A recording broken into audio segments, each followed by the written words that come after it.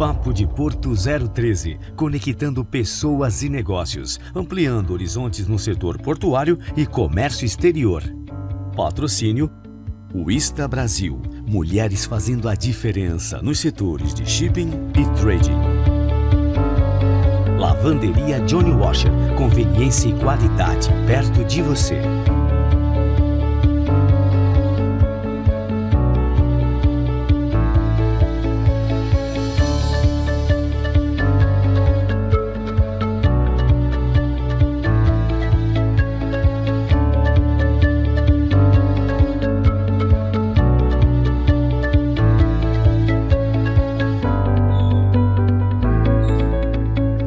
Olá, boa noite a todos, sejam muito bem-vindos a mais um programa Papo de Porto 013. Eu, Luiz Fabiano, serei o seu anfitrião nesta próxima hora, mas não estarei sozinho nesta agradável noite de terça-feira. Estarei com um convidado para lá de especial, um amigo querido que conquistei na minha vida profissional. E é com grande satisfação que eu divido esta bancada com Richard Papadimitrios. Richard, boa noite, que prazer enorme em dividir essa bancada com você aqui. Obrigado por ter aceito o nosso convite aqui do Papo de Porto 013. Imagina, Luiz, é uma honra para mim participar de um programa como esse, né? É incrível a quantidade de informação, quanto você vem sendo provedor de conteúdo para o Brasil inteiro de uma área bem complexa, né? Nem todos têm acesso. Então é uma honra, eu agradeço muito o convite. Prazer estar aqui. Legal, Richard. E o Richard traz uma novidade, né? Eu sempre busco, você falou a nível de Brasil, eu sempre busco novidades para trazer para o programa, para quem nos acompanha aí ter a possibilidade também de estar inserido no contexto tecnológico, né? A gente tem aqui o canal que é o Papo de Porto, mas o Papo de Porto ele envolve muito mais do que somente a área portuária, ele envolve a tecnologia, ele envolve a informação, envolve o processamento de dados. E aí, para falar de novidades, tecnologia é novidade, o que você me traz hoje com relação ao Visia? Eu queria saber um pouco mais do Visia, queria saber de você também, né? Da sua área de atuação, o início da sua carreira, mas principalmente do produto que você está trazendo aí no bojo como informação aqui para nós, para quem nos acompanha no Papo de Porto 013. Bom, legal. Bom, eu ainda sou recém-chegado na área portuária, eu venho do setor de tecnologia, tenho mais de 15 anos no setor de tecnologia como um todo, mas trabalhando com outros tipos de desenvolvimento. Vim para a Molsten há um ano. A Molsten, a gente sabe, é uma baita referência aí quando a gente fala em tecnologia para negócios portuários como um todo. Então, a convite do Danilo, nosso CEO, eu vim trabalhar aqui na Molsten, inclusive recém-chegado em Santos também, né? Sou novo de casa aqui, ainda estou me habituando com tudo. E até interessante, queria até compartilhar com você que quem não é da atuação portuária entende, né, a importância como um todo, né, dos portos brasileiros, mundiais, enfim, entende a grandeza de tudo isso, mas estando fora a gente não entende a complexidade da operação como um todo, né? E essa complexidade ela está presente em absolutamente todos os setores dentro de um porto. E aí, pensando nisso, a Molsten desenvolveu aí nosso mais novo, nosso recém-nascido, o Visia, que você bem comentou, que é um sistema de conferência remota. A gente percebeu que um dos gargalos da operação portuária ainda estava na conferência. É onerosa em relação a custos, né? Depende do deslocamento de quem vai conferir aquela carga. É arriscado, porque erros humanos podem acontecer, né? Então, a gente trouxe o Visia aqui. De qualquer lugar do mundo, você consegue fazer uma conferência auditada de um determinado container que desembarcou, enfim, ou que vai embarcar. Se aplica a todas as fases da operação e diminui custos e o principal, padroniza a conferência, né? A gente processualizou a conferência de uma forma que não tem como fugir daquilo. E é claro, com bastante inteligência artificial aplicada para não deixar passar absolutamente nada. Quando você fala e qual foi, quando você traz o produto Visia, né? Você falou aí da questão do container. Qual foi a causa-problema para que o Visia fosse criado? Onde vocês identificaram que tinha uma lacuna ali que poderia servir como oportunidade para desenvolver esse programa? São várias lacunas, né? Primeiro eu comentei aqui o custo, né, de uma conferência hoje em dia, além, é claro, do tempo disposto a essa conferência. a possibilidade de um erro humano, de passar despercebido alguma coisa, um lacre, um volume a mais, um volume a menos, tudo isso a nossa IA não deixa passar. Então a gente tornou o processo como um todo digitalizado, padronizado e ágil. Esse é o principal ponto do Visia. Tá. Então os diferenciais hoje entre benefícios a velocidade de processamento é um benefício do Visia. Sem dúvida alguma. E você, Luiz, conhece muito melhor do que eu até as operações portuárias, né? E você sabe que um save ali de otimização de 0,5% que seja, dado o volume de operações como um todo ali, 0,5% vai fazer muita diferença. E não é isso que o Visia traz. O Visia pode trazer muito mais do que 0,5%. Trouxe como exemplo ali uma otimização mínima, o quanto de benefícios ela traz, né? Tá. Richard, quando a gente fala do Visia, a gente fala de cases que o Visia possa ter tido com esse projeto que vocês têm. Quais são os principais cases que você pode me trazer aqui para quem está nos acompanhando aí poder conferir aí a questão do Visia? É até legal tocar nesse ponto, porque hoje é quarta-feira. Na segunda-feira, eu bati um papo com um cliente meu que implementou o Visia e ele falou que pela primeira vez na operação dele, ele tem a garantia de que as conferências são 100% fiéis ao que tem que ser. Que ele pegou ali uma amostragem e ele entendeu que está 100% como deveria ser, sem nada que prejudique, nada que esteja faltando ou nada que tenha passado batido. É bem legal ver o sistema rodando em prática e um cliente agradecendo e com algo que é tão benéfico para ele, né? Ele poder confiar no que ele está recebendo. Hoje do Visia, o que é mito e o que é verdade aí com relação ao Visia e com relação a esse mercado que está tão amplo aí da questão de fiscalização de reuniões remotas hibridamente? Quais são as dúvidas mais frequentes aí no...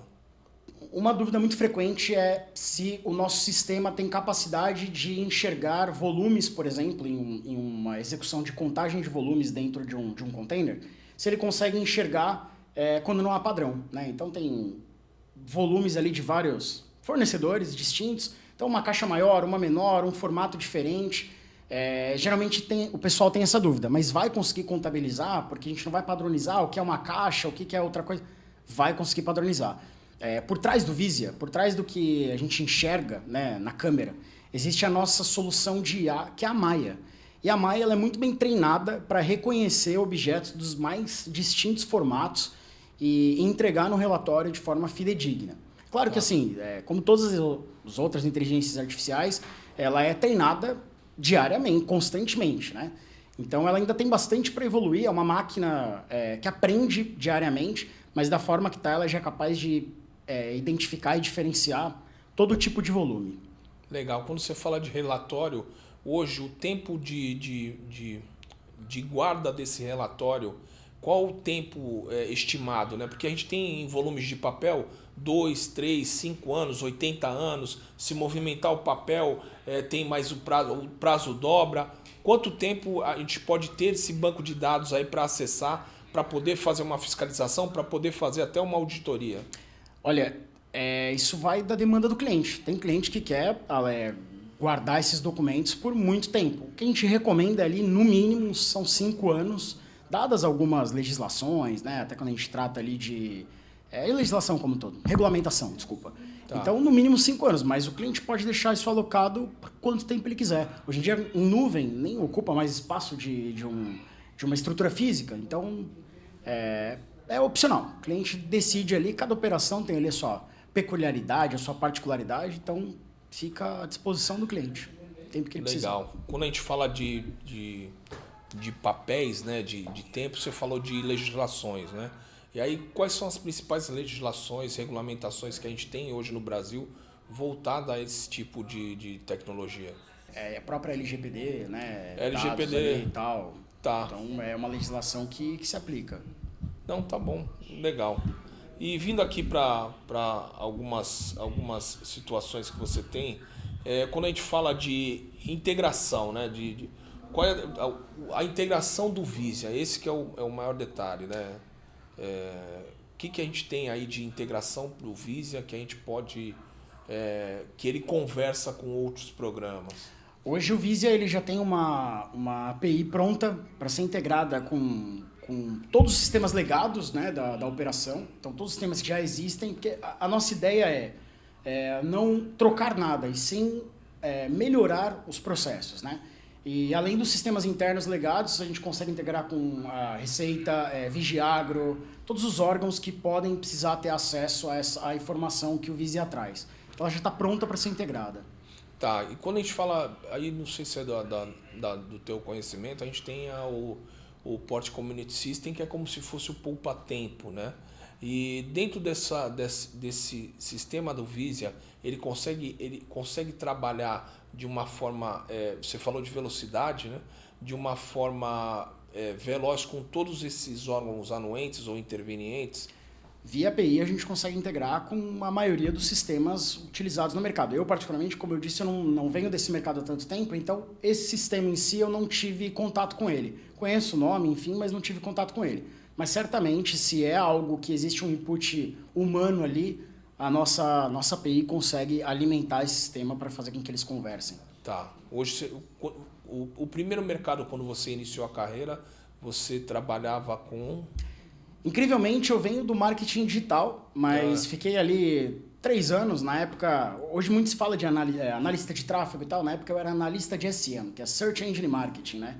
Marketing para ferramenta de buscas. Mas migrei para tecnologia ali por 2016, puramente desenvolvimento de sistemas, então a gente, participei de alguns projetos aí importantes, desenvolvimentos para digitalização de rádios, na época que foram construir os portais na internet, enfim, passei bastante aí pela área da saúde também, então digitalização de processos em hospitais, enfim, e bastante tratamento de informações também. Trabalhei muito com tratamento de informações, imagina aquela base de dados extremamente robusta e toda desconectada, a gente unificar e transformar, por exemplo, num dashboard, para que quem use aquelas informações consiga enxergar de forma limpa, né? Então eu venho mais desse mercado.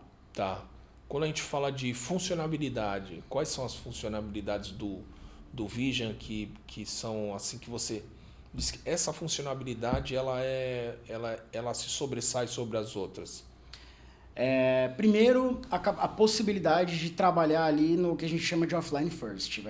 Ele foi desenvolvido para áreas que às vezes o sinal de telefonia não é tão bacana, né? Então, se cair a conexão, quem tiver conferindo aquela unidade não precisa interromper o trabalho. Ele consegue continuar trabalhando, aquelas informações são armazenadas localmente e a hora que tiver a primeira conexão vai jogar para onde tem que jogar, seja API, seja para outro sistema, seja para o banco de dados dele. Então isso a gente já fez pensado numa operação portuária, por exemplo, né?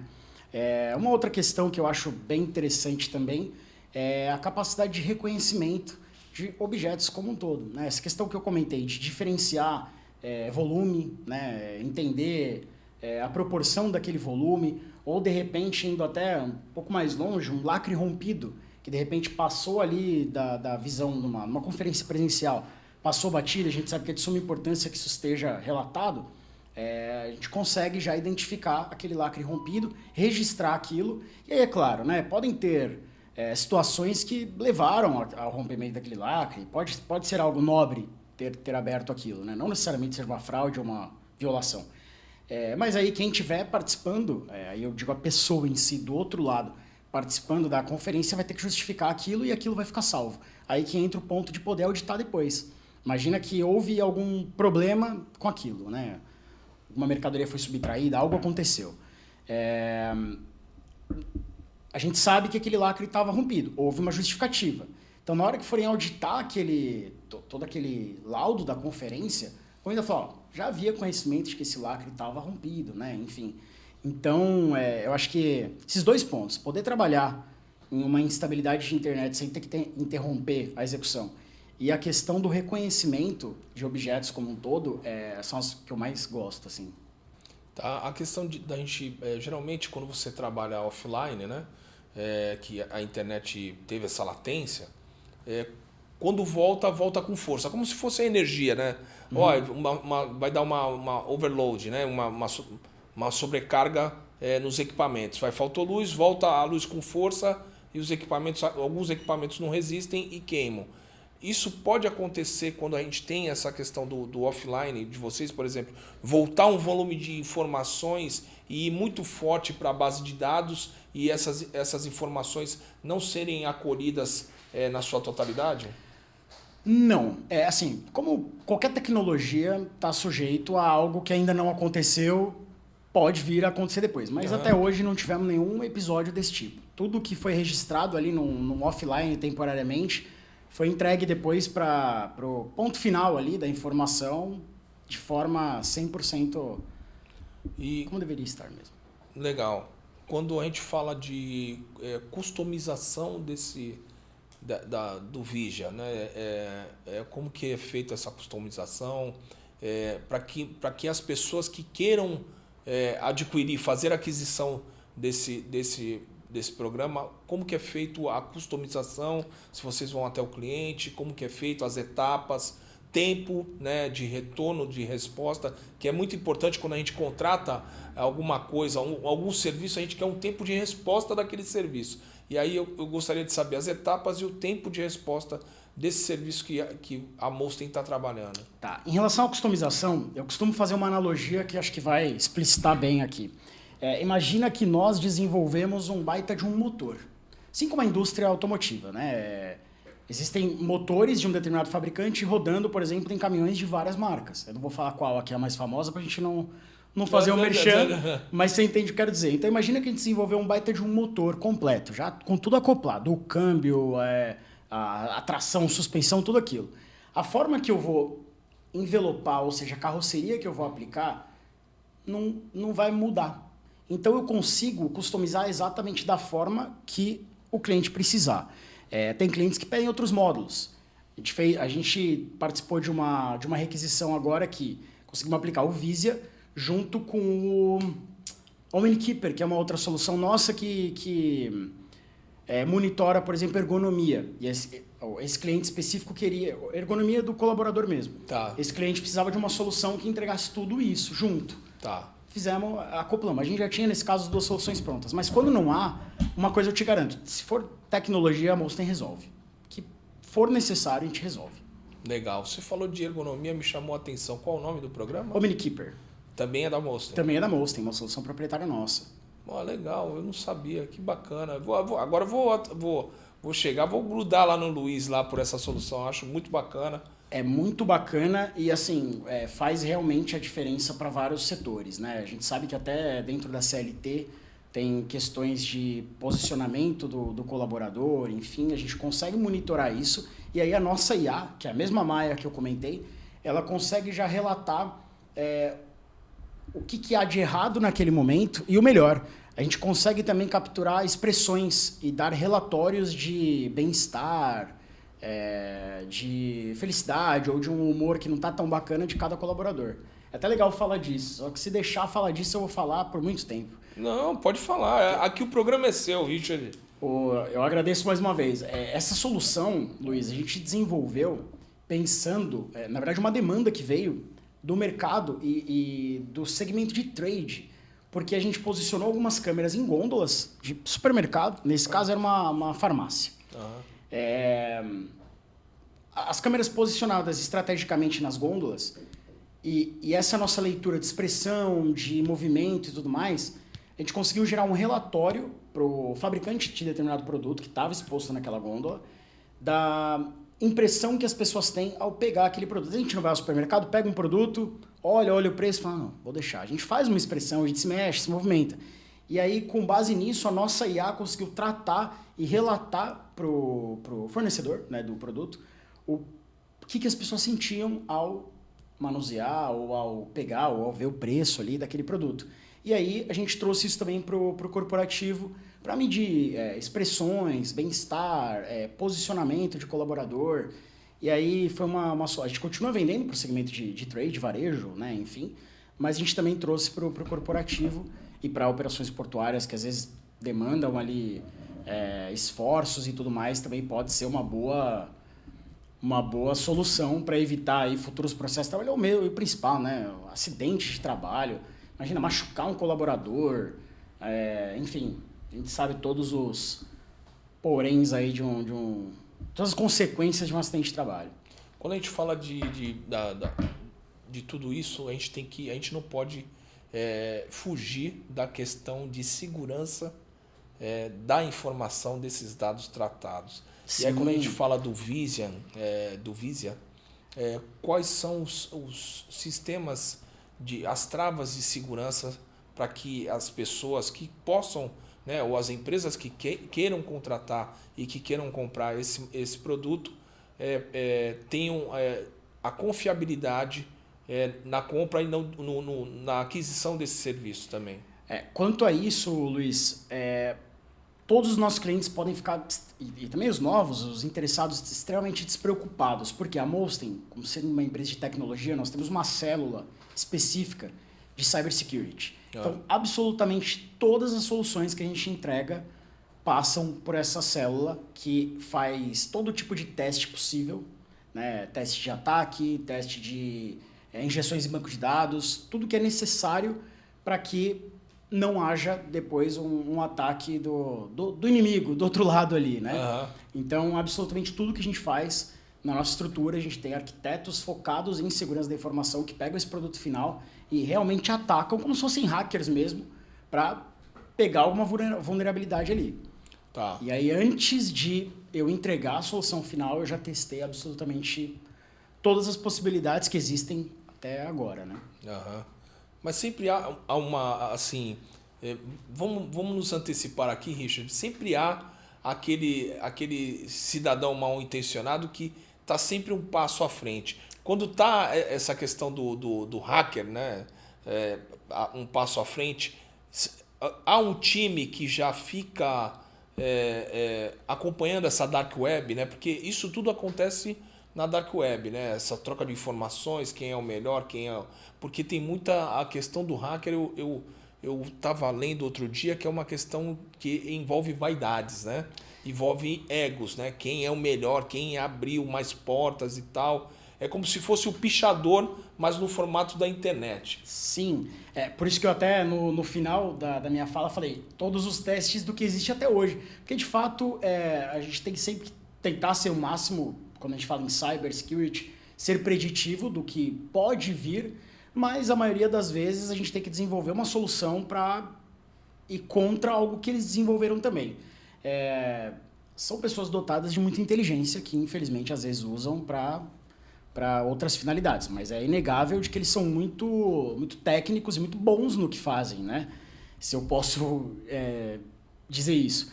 Então, sim, no nosso time a gente tem uma célula extremamente viva que diariamente fica antenado ali com o que vem acontecendo, possíveis. Às vezes o segmento que a gente atua não é tão assediado pelo hacker, mas aí houve em algum outro segmento, normalmente os mais assediados realmente são o setor financeiro e o setor da saúde, né? Porque trata com muita informação sensível. Mas às vezes há um ataque em algum aspecto desse tipo, a gente entende aquilo, já se antecipa nas nossas soluções para já aplicar ali e tornar seguro. Mas sempre 24/7 buscando aí novas proteções com que pode vir ou que já veio às vezes, né? Mas felizmente também nunca tive nenhum sinistro, vamos dizer assim, com nenhuma das nossas aplicações. Quando a gente fala de cybersecurity, geralmente a gente tem... eu vou dar um exemplo do computador, né? Tem aquele McAfee, né? Que é um selo de segurança que vai ser protegido e tal. Vocês também trabalham com esse selo de segurança quando se trata do Visia? Com absolutamente todos os protocolos de segurança que são necessários para operar. Então, como eu disse, é um sistema muito, muito seguro e muito robusto com as informações. A gente sabe que são informações que... Acho que qualquer informação, se vazar, pode trazer um prejuízo imenso, mas as informações que a gente trata de conferência de mercadoria, né? Ou imagina que num ataque pode ter uma alteração do que estava ali, de repente colocar algo a mais ou a menos, enfim. A gente é bem ligado nisso. Então, todos os nossos sistemas, e o Visia também, seguem à risca todos os protocolos de segurança. Hoje, quais são os principais procedimentos que estão aí no mercado a nível de segurança dessa informação, Richard? Como a gente... a maioria hoje das aplicações elas rodam no ambiente online, na internet. Se fala muito de firewall, então a gente tem que ter um bom firewall integrado às nossas soluções, né? Porque imagina o seguinte, Imagina que aqui estamos no ambiente da internet, certo? Esse quadrado aqui é a internet. Lá em cima tem uma janela que a gente não consegue, e a gente tem que se blindar aqui. Lá em cima nós temos uma janela que não dá para fechar e é por ali que pode entrar algum ataque. Então o Firewall ele vai te ajudar a proteger aquele ataque em si, né? Então quando a gente fala nesse ambiente online, o que mais se fala é a respeito disso mesmo. É o que mais é latente e é engraçado que assim, eu vejo investimento por parte das empresas, né, nisso, mas ainda não vejo ser falado tanto quanto deveria ser. A gente se preocupa muito com as proteções diretamente financeiras. Imagina que assim, minha conta bancária hoje ela é quase que inviolável, né? O pessoal está muito preocupado com o desvio financeiro direto. Mas o pessoal esquece, às vezes, do desvio financeiro que pode ser indireto. Imagina, por exemplo, uma base de dados vazada, a multa que aquela empresa pode tomar, o prejuízo em vendas que ela pode tomar, né? A gente vê casos, por exemplo, de sequestro de informações. Não sei se você já viu algo do tipo. Sim, acho que a gente passa por isso, Richard. O nosso cotidiano é um sequestro de informações. Total, né? total. A gente passa por isso todo o tempo. Mas em empresas, a gente já viu casos de o sistema ser invadido e ele ser de forma inteira bloqueado. E aí alguém entrar em contato e falar. E imagina que ali estão todos os processos, os fluxos, tudo daquela empresa, tudo. E aí alguém ligar e falar, quer ter de volta? É tanto. Então é realmente um sequestro, né? Imagina que o pessoal chegou para trabalhar naquele dia e não tinha acesso a nada. Nada, nenhuma senha funcionava, acabou tudo. Acabou absolutamente tudo. E aí não há o que fazer. Porque nesse momento todas aquelas informações já foram até às vezes criptografadas por quem está agindo de má fé e seu time pode ser o melhor possível, vai ser muito difícil recuperar sem negociar de fato com eles. Então é um verdadeiro sequestro, né? Hoje você falou que trabalhou no setor de marketing, né? E o setor de marketing é o que é responsável por vender a empresa, né, para o mercado, né? Quando você falou de alguns prejuízos que a empresa possa tomar, como perda de clientes e perda de receita, e aí eu vou para a tua área, né, de marketing, da parte tecnológica. Qual é a primeira providência que um setor de marketing pode tomar para que recupere esses clientes de volta ou assim atenue a mancha que a empresa vai ficar no caso de sequestros de dados? Na minha opinião, o primeiro passo realmente é ser transparente com aquela audiência, né? Eu acho que se exige um sinistro desse tipo, vamos primeiro de tudo jogar limpo com esses clientes. Vamos falar para eles que realmente foi um ataque, que tomamos as medidas, que aconteceu e que já está solucionado. Acho que esse é o primeiro ponto. Fora isso, realmente entender quem foi prejudicado com essa ação, né? Às vezes respinga no cliente final. Trago aqui um exemplo. Eu conheço pessoas que tiveram páginas no Instagram clonadas, páginas que vendiam produtos. Foram invadidas porque não ativaram aí a verificação de 2 etapas, que inclusive, dica super importante, parece besta, mas ativem isso, por favor. E de preferência não ativem a verificação via SMS. Baixe esses aplicativos aí, Google Authenticator e tudo mais, que funcionam de forma melhor. Uhum. Até porque o SMS tem um grande problema, né? Que hoje se fala muito no SIM swap. Você conhece esse termo? Não, eu já ouvi falar, mas eu sou um semi-analfabeto digital. Eu confesso. Eu vou falar disso porque é até um alerta super importante, depois a gente volta na pergunta principal. Como que funciona o SIM swap? Hoje a maioria das verificações de 2 etapas elas estão vinculadas ao teu número de celular. Tá, eu esqueci a senha, vai para SMS, por exemplo, né? Sim. Imagina que o fraudador ele consegue hoje tirar a tua linha do seu chip, né? Hoje em dia tem os chips virtuais e tal, mas do teu chip ele anula aquilo e ele habilita um novo SIM com aquele número. Então ele vai nas tuas redes, nos teus acessos e coloca lá, esqueci a senha para tudo. Esse SMS não vai chegar para você, vai chegar para ele. Inclusive, uma das coisas que as pessoas nem percebem, mas se em uma possibilidade aí, não vai acontecer, mas infelizmente acontece. Se o celular for roubado, o Pessoal, qual que é a primeira preocupação? Vou bloquear o banco, vou bloquear minhas contas e tal. Bloqueie a linha de celular. Porque ninguém pensa nisso. Que aquele celular pode estar bloqueado com a tua senha. Só que se ele tirar aquele chip e colocar em um outro, vai funcionar. E ele vai receber o SMS para entrar em tudo. O pessoal geralmente deixa por último bloquear a linha. Porque fala, o máximo que ele pode fazer, o que ele vai fazer? Ligação? Não importa. Só que o aparelho bloqueado, ele pega aquele chip, põe em outro e começa a receber todos os SMS. Então é um perigo isso. E aí voltando na questão do prejuízo, conheço casos de pessoas que tiveram as redes sociais onde vendiam produtos invadidas por meio de SIM swap também, né? Ou porque não ativaram perdão, trabalho com isso todo dia e me fugiu, galera. A verificação de 2 etapas, ou porque realmente foram vítimas de uma fraude desse tipo, né? E começaram a ser postadas ali ofertas que não existiam. Então, produtos que custavam aí 10 mil reais, deu a louca no gerente, 2 mil reais. Só que são páginas que tem muito nome, o pessoal confia muito, né? Então, não imaginavam que era um golpe. Aquela página não faria isso, uma página já com uma audiência consolidada. Mas não era dono da página, né? E aí algumas pessoas foram lesadas. E aí, nesse caso específico, até entro no exemplo, mas respondendo a tua pergunta. Primeiro assumir isso, mostrar que as medidas foram tomadas e ele, de certa forma, arcou com esse prejuízo. Não 100%, mas ele dividiu com o consumidor que confiou na página dele, mas infelizmente estava em comunicação contra uma pessoa mal intencionada e vendeu alguns produtos ali a preço de custo. E eu achei isso muito bacana. Achei que foi uma atitude nobre, assim, né? Perdeu ali, de certa forma, mas ganhou a confiança desses clientes. Então acho que, mas o principal é jogar limpo mesmo, falar a verdade. Falar a verdade. E mostrar que resolveu. Olha, aconteceu isso aqui, não estava pronto para isso, mas resolvi. O único problema é que, assim, existem as empresas que têm um peso no nome. Claro. E tem as empresas que não têm um peso no nome. E as empresas, geralmente, que têm um peso no nome, elas vão conseguir, porque às vezes até pode estar no planejamento delas, um X de clientes para ela poder girar o negócio dela. Ela tem mais ou menos aquilo dali mapeado. A perda. E um percentual de perda. E tem outras empresas que não têm isso, né? Que estão começando, mas tem muita coisa para poder fazer de gestão e acabam perdendo esse cliente, né? Então a gente tem que ter essas duas formas.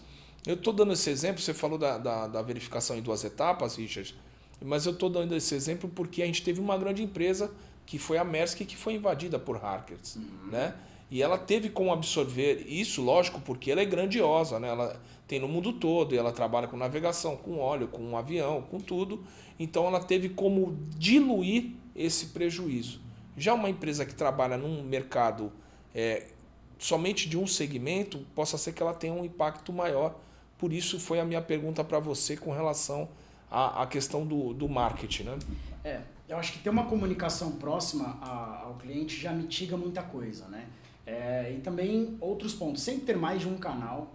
Então, se você vende muito bem pelo Instagram, legal, continua lá, mas tenha um canal de WhatsApp, de repente, tenha uma página no Facebook, tenha um LinkedIn, tenha outros meios divulgados de aquele cliente entrar em contato com você. Eu vejo muito hoje em dia, né? Vocês estão um fato muito legal. A internet trouxe essa possibilidade de pequenos empreendedores se mostrarem para o mundo, né? Isso antigamente era impossível, mas antigamente tinha aquele porta a porta. Então a pessoa comprava em São Paulo, vinha vendendo no interior. Hoje em dia ela nem precisa fazer isso.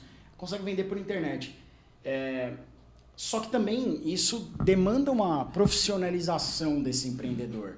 Então a pessoa pega ali, acerta a veia no Instagram, por exemplo, e fica só vendo pelo Instagram.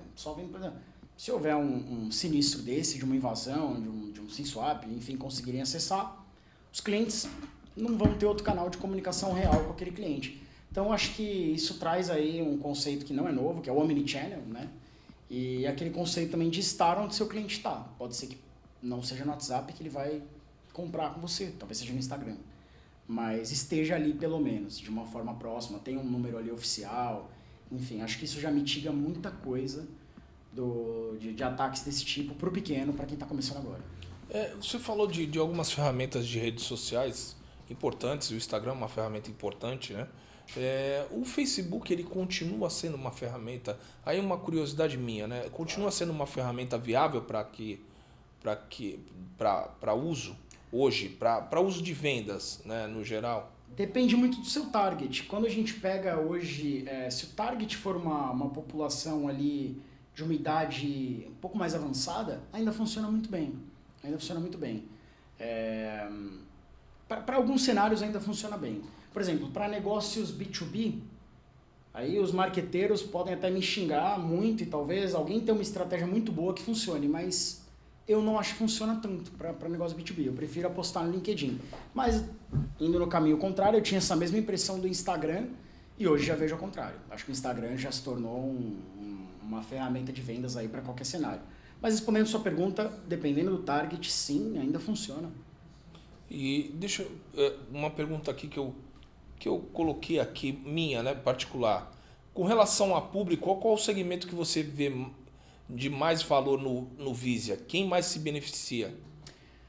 Todas as empresas que precisam, aí não só portuária, todo mundo que precisa conferir alguma coisa. Então imagina o seguinte, um grande armazém, chegou ali mercadoria, tem que conferir tudo aquilo. A mercadoria vai ser despachada, há uma segunda conferência, né?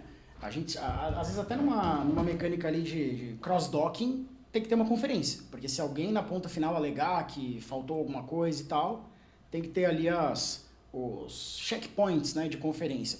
Então, qualquer empresa, principalmente logística, mas qualquer empresa que tem que fazer conferência de alguma coisa, o Vizia se aplica. E aí com módulos diferentes, customizações diferentes e funcionais ali para o modelo de negócio do cliente. E quando a gente fala de experiências aí, quais os mercados que o Vizia já teve, além da questão de...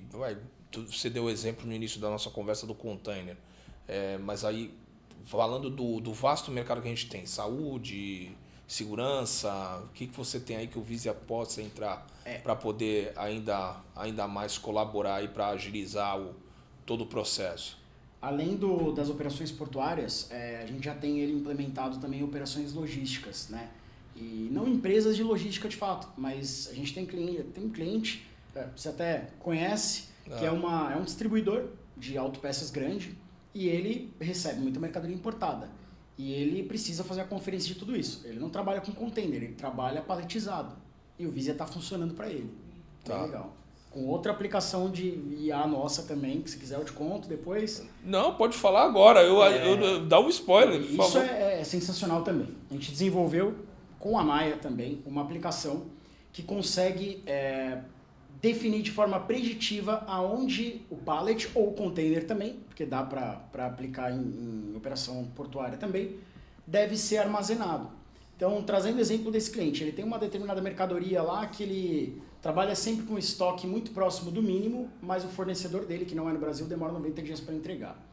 Então ele tem que fazer um pedido antes. E aí ele comprou um lote daquilo, até para poder negociar com o fornecedor, pagar mais barato. Enfim, ele comprou um lote disso, desse determinado produto, mas ele sabe que não vai sair tudo aquilo de uma vez. Então, parametrizado em várias coisas, sazonalidade de venda, delicadeza daquele produto, se é um armazém climatizado, você tem que ficar numa área com uma temperatura menor ou não.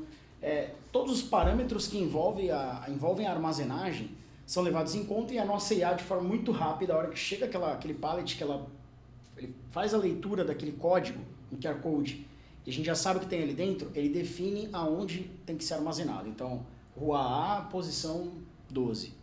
Para quê? Para evitar movimento de pallet ou de container que não precisa. Então imagina que ele tem ali um pallet que é um produto que não tem tanta saída naquele momento. Então, vamos usar como exemplo a sazonalidade. Não tem tanta saída naquele momento, mas foi alocado ali porque estava livre, o pessoal passou, guardou, registrou tudo direitinho para controle. Só que aí ele precisa da mercadoria que está junto ali. Ele vai ter que tirar aquilo ali com a empilhadeira, tirar o que ele precisa, pôr de volta. A nossa IA, ela organiza todo o seu armazém, o teu pátio, de forma inteligente mesmo, levando em conta todas as variáveis. Então, se é um produto de pouca saída, vamos jogar para lá, ela mesma já vai prevendo onde aquilo tem que estar. E e traz um saving de tempo também bem bacana. E aí, da mesma forma do Visia, quando há alguma divergência, imagina que a IA sugeriu, olha, guarda na rua 12 na posição X. E quem está operando ali decide que não é o melhor lugar, ele também tem que justificar para a IA. E é legal porque na primeira implementação não havia isso de ter que justificar. Só aceitava. Tudo bem, não vou colocar lá. Só que as posições que a IA começou a sugerir e indicar eram tão melhores do que a decisão de quem estava na operação que pediram para colocar um módulo de justificativa. Por que você está indo contra a decisão do sistema, né? E aí a pessoa tem que justificar tal motivo ou aquela posição, vamos pensar em tá interditada por uma adequação civil, enfim, uma obra no nosso armazém, enfim. Mas hoje eles têm que justificar. De tanta confiança que esse motor de inteligência artificial trouxe para quem lidera a operação. Legal. É muito legal. Bacana, né? Quando a gente fala dessa questão também de ou obra civil ou por algum motivo de logística que geralmente a IA não enxergou, mas eu acho bacana, mas essa justificativa, quem dá o voto de Minerva? De quem está certo ou de quem está errado, Richard? Então, nesse caso, né, nessa operação específica, a pessoa que está ali para alocar esse pallet, ela pode decidir, está tudo certo. Mas se houver depois uma movimentação injustificada daquilo ali, que aí vai consumir tempo de execução, né, hora operacional, e é isso, se a gente for colocar na ponta do lápis, vai gerando um custo que não é necessário. Aí sim, se for auditar, fala, peraí, você teve que pedir para a equipe realocar esse pallet 10 vezes aqui porque você não concordou com a IA.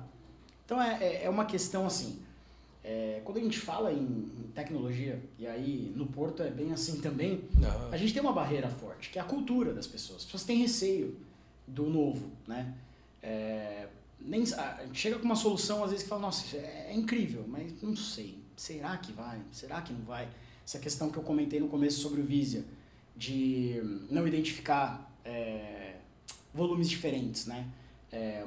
Um medo que o pessoal tem. O pessoal tem medo de inovar. E nessas questões aí do armazém que eu comentei, ele pode decidir ir contra, ou ir, não contra necessariamente, mas ir por uma posição diferente da sugerida.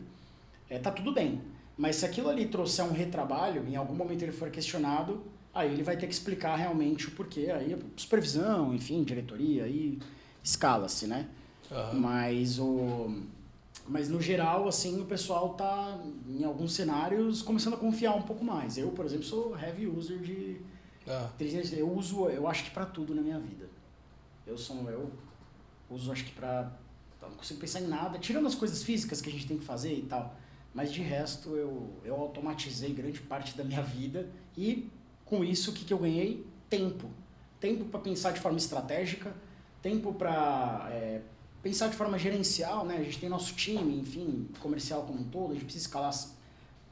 Todo departamento comercial tem uma ambição de escalar as vendas, né? A gente nunca está satisfeito com o que tem. Batemos uma meta, tem que buscar outra. E eu consegui liberar muito tempo operacional da minha vida e da vida do meu time só com IA e automação. Mas hoje você vê a questão da IA de confiabilidade em percentual, 100%, 90%, 80%? Você diz em relação à segurança da informação que eu estou imputando na IA? Isso. Ou na informação que ela me traz que pode não ser tão confiável? Isso. No teu retorno? Não, 100% não. Assim, a gente tem que fazer uma validação nossa. Não adianta... Eu tenho uma premissa de que com IA eu posso ser o que eu quiser. De repente, se eu falar, eu vou construir uma casa. Se eu for ali com o prompt certo, eu vou conseguir. Só que eu não vou arriscar um negócio desse. Então, até porque eu não vou saber se está certo. A hora que ela me mandar ali uma instrução, eu não vou ter certeza se é daquela forma mesmo que eu preparo aquela massa. Né? Eu vou ter que ir para um Google, que é até engraçado falar, porque eu já não falava, vou ver no Google. Hoje em dia eu falo, vou ver no ChatGPT, no Gemini, enfim. Mas eu vou ter que buscar essa informação. Então, eu uso IA para coisas que eu tenho domínio também. Não peço para que ela faça por mim algo que eu não sei fazer. Então eu valido antes. Mas o que eu já fiz e refiz várias vezes, eu já confio, eu deixo rodar no automático, no fluxo meu. Eu não sei se consegui responder porque eu acabei indo por um outro caminho. O que eu penso é o seguinte, façam validações do que vocês estão vendo ali. É porque a gente tá vendo o mundo caminhando para as facilidades, né? E quando você coloca muito a facilidade, você terceiriza, né? Você subestabelece ou para o Google ou para uma IA, né? Às vezes o ser humano com a sua capacidade cognitiva acaba sendo reduzida, né? Total. Então, porque aí vai ficar refém de um duplo clique, vou dar um exemplo, né? E não vai fazer esse juízo de valor que você faz para poder validar algumas coisas que você já tem conhecimento. Então, esse é o motivo de eu ter feito essa pergunta, de justamente saber se esse percentual de devolução ele é 100% confiável, porque tem muitas coisas que, se você coloca no chat GPT, dependendo do nível que você tem de chat GPT, ele não te dá uma resposta confiável dentro do teu lastro profissional que você construiu de vida, né? Então, esse é o maior problema da devolutiva da inteligência artificial, né? Sem dúvida. Tem um ponto nisso tudo também, Luiz. No começo do nosso bate-papo eu comentei sobre a Maia, que é uma IA. Uma IA que ela vai aprendendo a cada dia. O login de cada um no GPT, no Gemini, ele também é assim. E aí, quanto mais você se comunica com ele, e aí em todos os aspectos, sua vida profissional, sua vida pessoal, quanto mais você se comunica com ele, ele armazena isso e ele começa a entender quem é o Luiz. E aí ele vai começar a te dar respostas pertinentes a você, assim. É até engraçado, hoje os meus, eles conseguem responder um WhatsApp exatamente com o que eu responderia. São mínimas as alterações que eu tenho que fazer. Então, também tem isso, tem esse treino da IA, né? E também tem uma coisa que, assim, o pessoal fala muito no ChatGPT. O pessoal fala muito em ChatGPT. Eu até vi esses dias uma reportagem, especialista em IA falando, ele é só a ponta do iceberg. Eu concordo com ele, mas eu também discordo muito. Ele não é só a ponta do iceberg. Foi o que nos direcionou para tudo isso. Foi quem trouxe realmente a IA para um uso diário. Eles são de extrema importância para chamar de ponta do iceberg. Mas, ao mesmo tempo, eu entendo o que ele quer dizer sobre o que é visto. O pessoal vê muito o ChatGPT para algumas aplicações e tal, mas não sabe que existe uma infinidade de IAs por trás. E IAs especialistas em cada tema. Então, tem uma IA, por exemplo, para especialista em cybersecurity. O ChatGPT pode resolver alguma coisa de cyber, alguma dúvida? Pode. Só que ali é algo que é focado naquilo. Tem uma IA especialista em mecânica automotiva, por exemplo, treinada com uma base de conhecimento vinda de uma montadora, né? E aí tem para tudo. Tem IA para criar composição musical com ritmo e voz, né? Então, essas mais especializadas tendem a ter respostas muito mais corretas, né? E isso muita gente às vezes não vê, né? Então, quando eu falo que eu automatizei grande parte da minha vida, é verdade. Por exemplo, compra de mercado. Eu já tenho ali o que eu compro. É claro que a gente vai ao mercado, ou mesmo comprando online, e eu vejo alguma coisa diferente e eu quero comprar, sem dúvida alguma. Mas eu já tenho os produtos que eu compro de forma usual. Então, o amaciante e o sabão para lavar roupa, o sabão líquido lá, ou em pó. A gente compra com um certo período, né? Eu moro sozinho, compro a cada mês. Eu já tenho um fluxo de automação que na hora que eu entro no chat aqui eu peço, monto uma lista, monto um carrinho para mim de compra, isso tudo aí ele já pôs no meu carrinho, eu não vou ter que ir lá um a um. Aí depois você fala, pô, mas grande coisa, você ganhou quanto nisso? Ganhou 1 minuto, né? Pode ser que seja 1, 2, 3, 10, mas na soma, no fim do dia, isso vai contando, né? Uhum. Então, e é um exemplo super simples que eu trouxe de algo que eu uso na real mesmo. Uhum. Outra coisa que eu também automatizei, todo dia, pela manhã, eu peço para rodar minha rotina. O que é rodar minha rotina? Ele vai olhar todos os meus e-mails que já estão plugados, ele vai classificar em ordem de importância e relevância quais eu tenho que responder antes, baseado no contexto, já vai me sugerir o que responder. Aí é claro que eu faço minha validação. E se eu der um ok, ele vai responder de fato. Aí eu, às vezes, paro nisso, porque tem que fazer tal coisa e tal, então não é só uma resposta. Mas se é uma resposta simplificada, pô, legal, pode seguir. Antes, como eu fazia? Eu ia olhando de forma rápida ali, um a um. Pô, beleza, esse daqui eu posso responder daqui a pouco, vou deixar como não lido. Marca com estrelinha, né? Exatamente. Agora não precisa, eu já executo de uma vez. Em vendas, a gente usa o CRM. O CRM é uma guerra entre o executivo comercial e a gestão. O CRM tem que estar organizado, mas aí o executivo responde. Mas eu estou na rua, estou fazendo isso, estou fazendo aquilo. Nem sempre está organizado, tem atividade atrasada. Eu consegui rodar uma rotina para eles de que classifica quais são as mais importantes, sugere para ele o que fazer, ele vai e faz da baixa e volta para as outras. Então aí já ganhou mais um save de tempo também. Então assim, eu automatizei grande parte, mas ainda com validação, sem dúvida. Agora, a gente falou de futuro, né? Quando a gente fala de IA, a gente não fala nem de futuro, a gente já fala do presente, né? Na realidade. Mas agora vamos falar de futuro, do futuro do Vizia, do futuro da Molsten, né? Como que vocês veem as conferências remotas e híbridas e o que a Vizia pode evoluir, né, nesse sentido? Bom, eu ainda vejo o futuro como algo híbrido. Eu não acho que a gente vai ser 100% substituído. Tá falando aqui de 5, 10 anos. Ainda vai precisar de uma interação humana.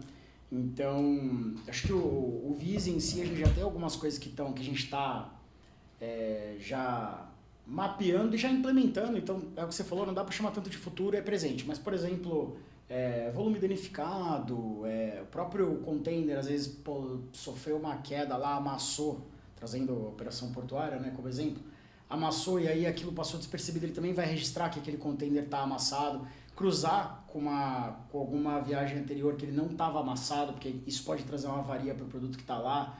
Então, várias coisinhas assim do dia a dia que passam às vezes, a gente já está colocando para rodar. Esse exemplo do container danificado é de suma importância. Imagina que aquele container está amassado, chegou uma mercadoria variada, foi no transporte, não foi, peraí. Na última viagem ele não estava amassado, então foi nessa viagem. Então, aí a gente traz um resguardo para quem está embarcando e tudo mais, né? Então, são várias coisas ali que a gente consegue pensar diariamente, e a ideia é sempre potencializar o que um ser humano faria, porque a capacidade de cruzamento de informações de uma IA, de um sistema, ela é muito maior que a nossa, isso é fato, todo mundo sabe. Não há como discutir isso.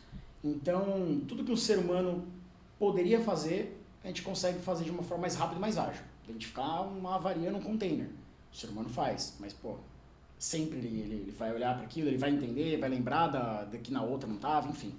Então, toda essa capacidade de processamento a gente já está trazendo para dentro do Vizia. Outros módulos.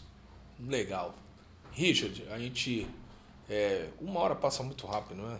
Passou muito rápido. Passou muito rápido, né? A gente está caminhando aqui para o nosso final. Gostaria que você fizesse as suas considerações finais, passasse o recado para quem quiser e desejar, e aí para a gente poder finalizar o programa com chave de ouro aí com você. Não, legal. Bom, a gente acabou direcionando o assunto bastante aí para IA como um todo, né? E eu costumo dizer muito que muitas pessoas se perguntam: IA serve para o meu negócio? E a resposta sempre vai ser sim, para todos os âmbitos do teu negócio. O problema é como aplicar. E aí eu quero me colocar à disposição de todo mundo que estiver assistindo para fazer o que a gente chama de discovery, ou seja, a descoberta de onde e como aplicar IA no negócio de cada um. Seja pequeno, médio, grande, enfim. E essa consultoria, para quem estiver assistindo aqui o Papo de Porto, vai ser 100% gratuito. Estou entregando essa consultoria para o pessoal. Em nome da Molsten. Justamente por confiar muito e entender que esse processo vai trazer benefício para todas as empresas. Então fica aí o convite. Quem tiver interesse pode me procurar. Estou 100% à disposição. Tá. Para as pessoas te procurarem, qual a referência que elas podem ter? Qual o e-mail, WhatsApp? O que você pode passar para que elas possam te procurar? Temos o nosso Instagram, molsten.co. O nosso site também está à disposição e eu peço para deixar o meu número aqui também na legenda, né? O blogueiro vai estar aqui embaixo, mas a gente deixa na legenda o meu telefone à disposição de todo mundo para otimizar esse contato. Acho que o WhatsApp é um canal mais rápido. Legal. Obrigado, Richard. Obrigado pela sua colaboração aqui para o Papo de Porto 013. trouxe muita informação e trouxe um produto novo também para que as pessoas possam conhecer aí, que é o Visia. Gente, a gente vai ficando por aqui. Para quem quiser acompanhar no nosso canal no YouTube é @papodeporto013 e a nossa página no Instagram é @papodeporto013. Desejo a todos uma semana de vitórias, que Deus agracie a vida de todos vocês. O meu muito obrigado, um grande abraço e fiquem com Deus.